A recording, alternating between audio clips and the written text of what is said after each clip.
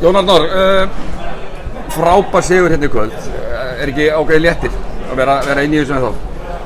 Jú, við vorum auðvitað með baki upp í vegg fyrir þennan leik.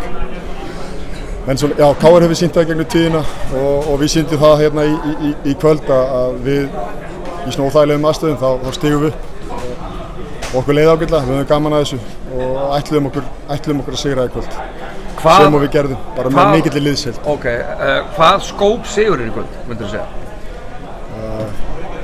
Svo ótrúlega, já, það var bara svo ótrúlega margt en svo ótrúlega einfalt líka. Það bara rosalega mikill sigurvilji og svona mikil löngun til þess að gera betur en síðast og bæta upp fyrir þau mistök að okkur fannst. Við vorum með mikla fórustu í þeim leik og ég auðvitað lið sem gefst aldrei upp. Þeir fá opin skot eftir róteringar, kannski lélega róteringar varnarlega hjá okkur og þeir setja þessi skot niður og koma alltaf tilbaka. Þannig að við vorum mjög meðvitaður það sama hvað, þó við kæmumst yfir 20, þó við værum undir 5 eða hvað sem þá værum við að fara að sigla þessu heim á 40 mínútum. Hvernig er tilfinningin? Nú ekki nema 2 dagar til 2 sólarhringar til stefnu. Þú ert nú ekkert unglamb lengur. Hvernig verður undirbúningi háttað fyrir laugardagskvöldi?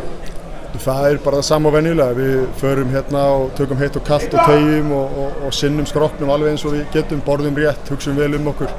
Og svo verður bara hist aftur á morgun, við förum yfir hlutina, kíkjum aðeins á vídeo og svo bara peppum okkur upp. Og það snýst náttúrulega aðeins það að vera klárir andlega, bara hver og einn. Og svo tekur liðsheildin við á laugardaginn og við gerum okkar best, ætlum að njóta þess. Þetta algjör forréttindi að fá að vera í þessari stöðu, fá að spila í finals og hvað þá að spila í 5. leik í DHL-deildinni. Það eitthvað fallegasta sem til er.